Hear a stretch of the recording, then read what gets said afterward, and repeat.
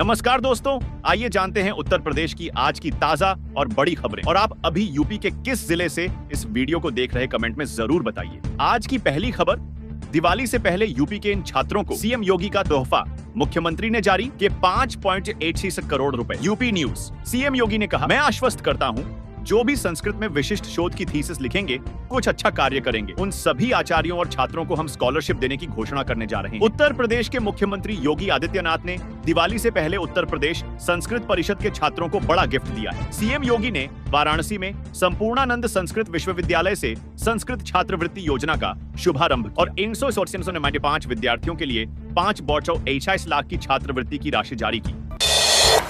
मजदूरों के लिए बड़े काम ही है ये स्कीम। सरकार हर महीने देगी 3,000 रुपए।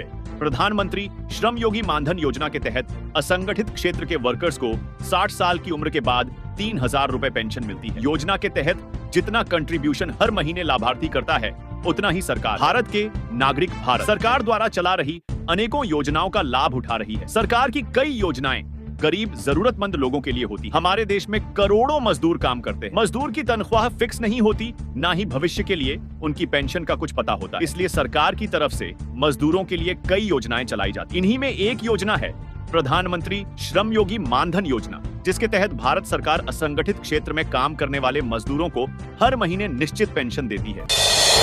गोचर भूमि पर अवैध कब्जों के खिलाफ योगी सरकार का अभियान, 740 हेक्टेयर भूमि को कराया मुक्त। मुख्यमंत्री योगी आदित्यनाथ ने गोवंश को हरा चारा, भूसा और पौष्टिक पशु आहार उपलब्ध कराने के लिए फैसला लिया। इसी क्रम में प्रदेश के गोचर भूमि को कब्जा मुक्त कराया जा रहा है। योगी सरकार प्रदेश में पशुओं के लिए उपलब्ध गोचर भूमि को कब्जा मुक्त कराने के लिए बड़ा अभियान चला रही है। इस अभियान के तहत अब तक अवैध कब्जे वाली 6,930 हेक्टेयर से अधिक गोचर भूमि में से 4,740 हेक्टेयर से अधिक भूमि को कब्जा मुक्त करा लिया गया है, जबकि शेष कब्जे वाली भूमि को खाली कराने के लिए प्रक्रिया जारी है। कर्मचारियों के लिए राहत भरी खबर, वार्षिक वेतन वृद्धि के बकाये की पहली किस्त जारी, जल्द खाते में आएगी राशि।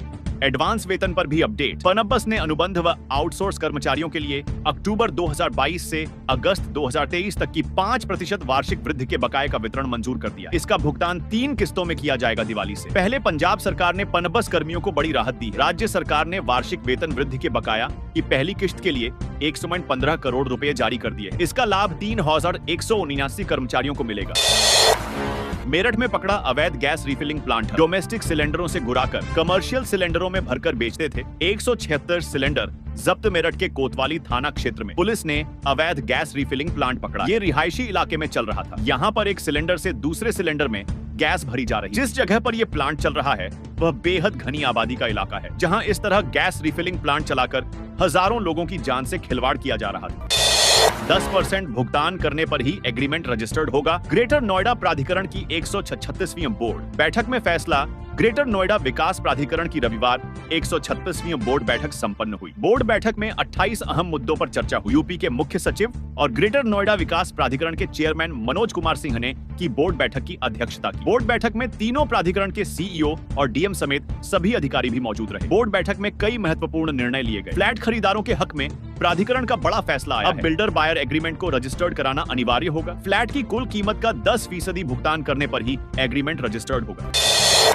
अयोध्या में दीपोत्सव के लिए दीप बिछाने का काम शुरू। 30,000 वॉलंटियर ने 55 घाटों पर 10 लाख से अधिक दीप सजाए। अयोध्या में 30 अक्टूबर को एक और विश्व कीर्तिमान बनाया जाएगा। दीपोत्सव 2024 को ऐतिहासिक बनाने के लिए सरयू के 55 घाटों पर 28 लाख दिए जलाए जाएंगे। रविवार को 2000 से अधिक पर्यवेक्षक, समन्वयक, घाट प्रभारी, दीप गणना व अन्य सदस्यों की देखरेख में 30,000 से अधिक वॉलंटियर घाटों पर 28 लाख दीपों को सजाने का कार्य कर रहे हैं। 10 लाख से अधिक दियों को सजा चुके हैं। दीपोत्सव में विश्व कीर्तिमान बनाने के दूसरे दिन विश्वविद्यालय परिसर एवं अन्य संस्थानों के वॉलंटियर जय श्री राम के उद्घोष के साथ राम की पैड़ी रवाना की। सभी वॉलंटियर ने गले में QR कोड से लैस आई कार्ड, टी-शर्ट और कैप में घाटों पर दीपों को सजाना शुरू किया। बीच बीच में वॉलंटियर द्वारा जय श्री राम के नारे गूंजते रहे और 16x16 का दियों का ब्लैक बना रहे हैं। प्रयागराज के नैनी ITI में 100 प्रशिक्षार्थियों को प्रशस्ति पत्र विधायक पीयूष रंजन निषाद ने बताया। स्किल डेवलपमेंट का महत्व। प्रयागराज में राजकीय औद्योगिक प्रशिक्षण संस्थान नैनी में कौशल दीक्षांत समारोह का आयोजन हुआ। कार्यक्रम के मुख्य अतिथि विधायक करछना पीयूष रंजन निषाद और विशिष्ट अतिथि वरिष्ठ पार्षद दिलीप कुमार जायसवाल ने अपनी उपस्थिति से कार्यक्रम की शोभा बढ़ाई। अयोध्या में 60 किग्रा घी और 50 किग्रा छेना, नष्टा खोवा, दही, पनीर और मसालों के सैंपल भेजे। लैब खाद्य सुरक्षा विभाग ने की छापेमारी। उत्तर प्रदेश खाद्य सुरक्षा एवं औषधि प्रशासन के निर्देश पर जिले में विशेष अभियान चलाया गया। इसमें खाद्य पदार्थों के 10 नमूने जांच के लिए प्रयोगशाला भेजे गए। 60 किग्रा घी जब्त किया गया, जिसकी कीमत 22,000 रुपए है। इसके अलावा 1719 रुपए मूल्य के खाद्य पदार्थ नष्ट किए। अस्वास्थ्यकर परिस्थितियों के कारण एक भोजनालय को भी बंद करा दिया गया। कानपुर 2500 दिव्यांगों की नहीं आई पेंशन, केवाईसी और एनपीसीआई पूरा न होने के चलते आई परेशानी। बिन पैसे दिवाली का त्योहार कैसे मने शारीरिक रूप से अक्षम लोग, जिन्हें सरकार कुछ राशि पेंशन के रूप में देती है। ऐसे दिव्यांग दिवाली कैसे मनाएंगे, अब ये एक सवाल बन गया है। कानपुर में तकरीबन 2500 दिव्यांगों की पेंशन नहीं आई। ऐसे में दिव्यांगजनों के परिवार वाले इस दिवाली में घर पर दीपक कैसे जलाएंगे? अधिकारी ने बताया है कि केवाईसी और एनपीसीआई कंप्लीट ना होने के चलते पेंशन रुकी हुई है। कानपुर में दिव्यांगजन दिवाली से पहले परेशान है। इसका कारण यह है कि बैंक संबंधी केवाईसी और एनपीसीआई नियमों को किन्हीं कारण वह पूरा नहीं कर सकते। शास्त्री नगर में रहने वाले भगवान दास ने बताया कि उनकी पेंशन नहीं आई है, उन्हें आंखों से दिखाई नहीं देता है। सर्दी को लेकर अहम फैसला, इन लोगों पर 500 रुपए खर्च करेगी। यूपी सरकार, डीएम को भेजे गए निर्देश। यूपी सरकार ने सर्दियों को लेकर बड़ा फैसला किया है। इस बार सर्दियों में सरकार प्रति व्यक्ति पर 500 रुपए खर्च करने की तैयारी कर रही है। दरअसल सर्दी से गरीबों और निराश्रितों को बचाने के लिए यूपी सरकार कंबल वितरण करेगी। सरकार इस बार समय से पहले ही कंबलों की खरीद करेगी। जिलों में प्रति कंबल 500 रुपए की दर से खरीदे जाएं। इसकी लंबाई 235 सेमी, चौड़ाई 140 सेमी और वजन 2 किलो 200 ग्राम होगा। प्रमुख सचिव राजस्व पी गुरुप्रसाद ने इस संबंध में शासनादेश जारी करते हुए जिलाधिकारियों को निर्देश भेज दिया। यूपी सरकार हर साल प्रदेश में निराश्रितों, असहाय और कमजोर वर्ग के असुरक्षित व्यक्तियों को अत्यधिक ठंड व शीतलहरी से बचाने के लिए जिलों में कंबल बंटवाती है। यूपी बनेगा मॉडर्न एजुकेशन हब, 6 जिलों में खुलेंगे स्पेशल एजुकेशन जोन। योगी सरकार का बड़ा फैसला, उत्तर प्रदेश को भविष्य जरूरतों के अनुसार मॉडर्न और एडवांस्ड एजुकेशन हब के तौर पर विकसित करने की दिशा में योगी सरकार ने बड़ा निर्णय लिया। ये special education zone Lucknow, Gorakhpur, Ayodhya, Agra, Gautam Buddh Nagar व बुंदेलखंड में बने। खास बात यह है कि इन स्पेशल एजुकेशन जोन में विभिन्न शैक्षिक संस्थान की स्थापना कर प्राइमरी लेकर विश्वविद्यालय तक की शिक्षा दी जाए। उच्च शिक्षा प्रोत्साहन नीति 2024 में प्रदेश को वर्ल्ड क्लास क्वालिटी एजुकेशन का हब बनाने का लक्ष्य रखा गया। इसलिए अब एक जिला एक विश्वविद्यालय के लक्ष्य पर फोकस किया जा रहा है। सावधान, स्कूल में देर से आना और जल्दी जाना शिक्षकों को पड़ेगा भारी। मुख्यमंत्री की होगी नजर। बेसिक स्कूलों में देर से आने वाले और जल्दी चले जाने वाले शिक्षकों पर शिकंजा कसने वाला है। जो शिक्षक बिना बताए अनुपस्थित हो जाते हैं वह भी सचेत हो जाएं। किसी भी स्तर पर ढिलाई नहीं बरती जाएगी। अब मुख्यमंत्री इस पर सीधी निगरानी करेंगे। उनके समीक्षा बिंदुओं में भी यह विषय प्रमुखता से शामिल रहा करेगा। दीपावली बाद इस दिशा में सख्त निर्देश और समीक्षाओं का दौर शुरू होने वाला है। स्कूलों में अब तक की उपस्थिति के आंकड़े की भी समीक्षा की जाए। खास यह है कि प्रकरण में स्थानीय शिक्षा विभाग के कार्यालय की भूमिका सिर्फ ऊपर से प्राप्त आदेश का अनुपालन कराने की रहेगी।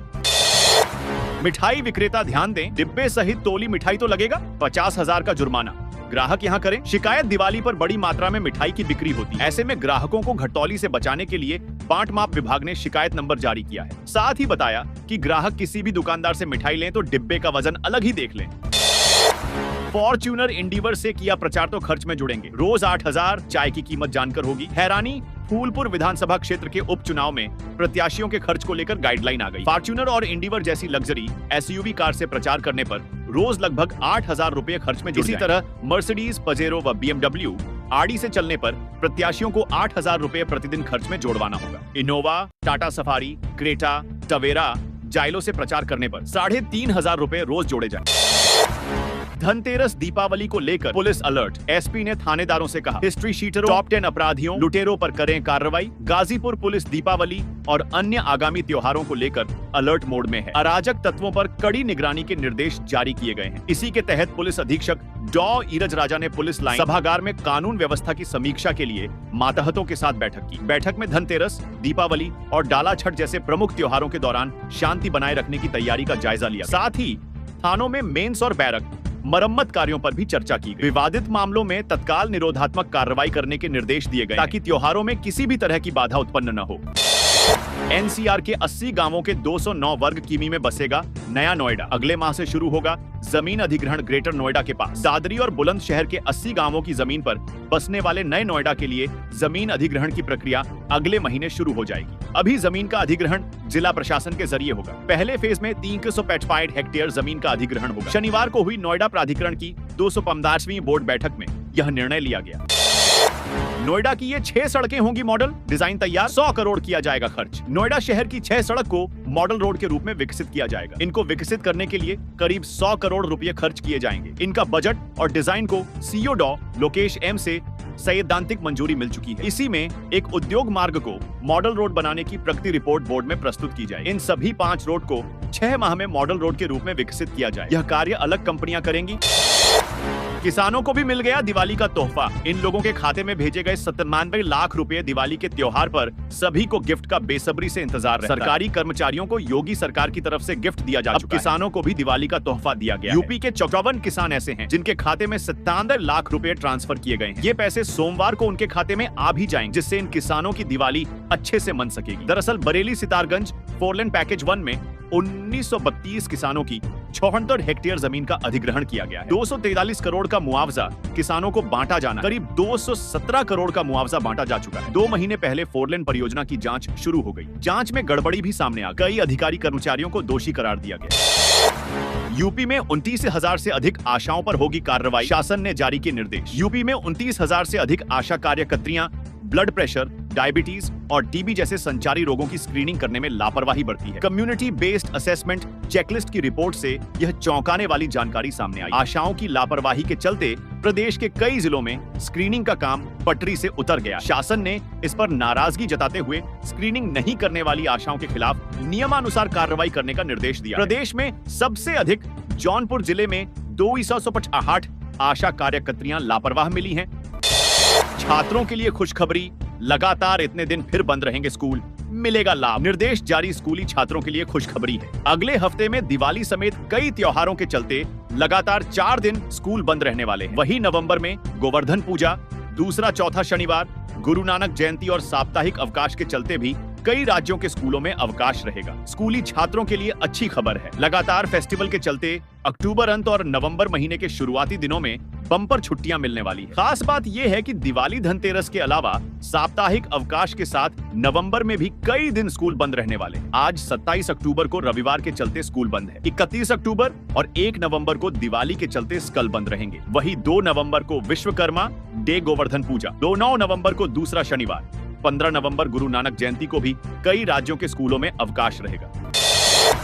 फूलपुर उपचुनाव, आज होगी नामांकन पत्रों की जांच। प्रयागराज की इस सीट पर 19 लोगों ने किया नामांकन। 30 अक्टूबर को नामांकन वापस लेने का विकल्प। प्रयागराज की फूलपुर विधानसभा सीट पर हो रहे चुनाव के लिए कुल 19 लोगों ने नामांकन पत्र दाखिल किया है। आज 28 अक्टूबर इन सभी 19 नामांकन पत्रों की बकायदा जांच होगी। जिस भी नामांकन पत्र में खामियां मिलती हैं, तो उनका नामांकन निरस्त कर दिया जाएगा। यह पूरी प्रक्रिया कलेक्ट्रेट में डीएम कोर्ट में होनी है।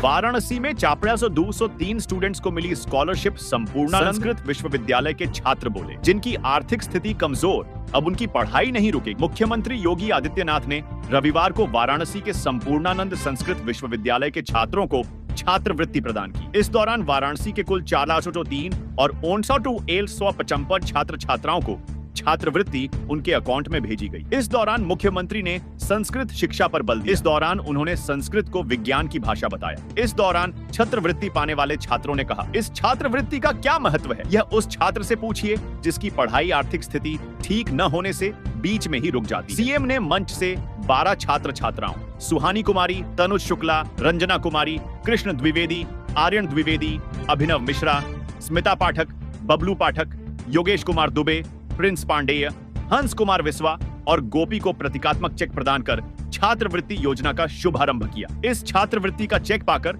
छात्र छात्राएं खुश दिखी। मदरसों के बाद मकतब, एटीएस की रडार पर वेस्ट यूपी के 473 मकतब की जांच होगी। फंडिंग कहां से? अल्पसंख्यक अफसरों से रिकॉर्ड मांगा। यूपी में अब मदरसों के बाद मकतब यानी छोटे बच्चों को दीनी तालीम देने वाले मदरसे एटीएस की रडार पर। एटीएस गैर मान्यता चलने वाले मकतबों की जांच करेगी। वेस्ट यूपी के सहारनपुर के 118, शामली 190 और मुजफ्फरनगर के 165 मकतबों की सूची एटीएस लखनऊ ने बनाई है। सहारनपुर मंडल के कुल 473 मकतबों की जांच देवबंद की एटीएस करेगी। 8 बिंदुओं में 2 बिंदु अहम। इन्होंने मान्यता क्यों नहीं ली? इन केंद्रों को चलाने के लिए धन कहां से मिल रहा है?